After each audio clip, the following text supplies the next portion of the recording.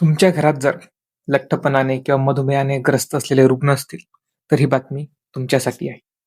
चांगली बातमी आहे, शुक्रवारी 20 मार्च 2026 ला भारताच्या फार्मा सेक्टरमध्ये एक घटना घडली आणि ही घटना मधुमेह, लठ्ठपणा या समस्यांनी ग्रस्त असलेल्या रुग्णांसाठी जे औषध वापरलं जातं, ते औषध त्या औषधाची किंमत कमी करण्यासाठी कारणीभूत ठरणार आहे. आपण याविषयी सविस्तर चर्चा करू. नमस्कार, मी परीक्षित पाटील आणि आपण बघत आहात रयत नीती. सध्या जगभरात आणि विशेषतः भारतामध्ये लठ्ठपणा आणि मधुमेहाचे रुग्ण प्रचंड वाढलेले आहेत. या सर्वांसाठी एक औषध अतिशय गुणकारी आहे. त्या औषधाचं नाव म्हणजे ऑझेम्पिक. ऑझेम्पिक औषध जगभरात आणि भारतात मोठ्या प्रमाणात वापरलं जातं. एक आकडा सांगतो, मागच्या वर्षी 2.5 लाख कोटी रुपयांचं औषध विकलं गेलेलं होतं. यावरून आपल्याला या औषधाचा खप किती असेल हे लक्षात येतं.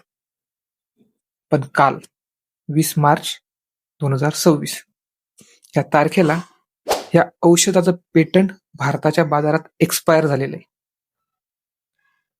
या औषधाच्या पेटंटची मुदत भारतात संपलेली आहे.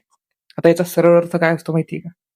की ह्या पेटंट संपल्यामुळे इतर ज्या खाजगी आणि भारतीय कंपन्या आहेत, ते कोणत्याही परवानगीशिवाय हे औषध आता बनवू शकणार आहेत. मग याचा फायदा काय होतो? तर पेटंट नसलेलं औषध, ज्याला आपण जेनेरिक औषध म्हणतो, ते आता मोठ्या प्रमाणात उत्पादित केले जातील. त्यामुळे ओझेम्पिक जेव्हा पेटंट लागू असताना वापरण्यात येत होतं, तेव्हा त्या औषधाची महिन्याभराची किंमत 10,000 रुपयाच्या वर होती. मात्र आता हेच औषध 1500 ते 1600 रुपयात आपल्याला मिळणार आहे. त्यामुळे नक्कीच लठ्ठपणा आणि मधुमेहाच्या रुग्णांसाठी आनंदाची बातमी. पण या गोष्टीत एक छोटासा ट्विस्ट आहे, की जेव्हा आपण जेनेरिक औषधं म्हणतो, तर या जेनेरिक औषधाला कोणताही ब्रँड नसतो.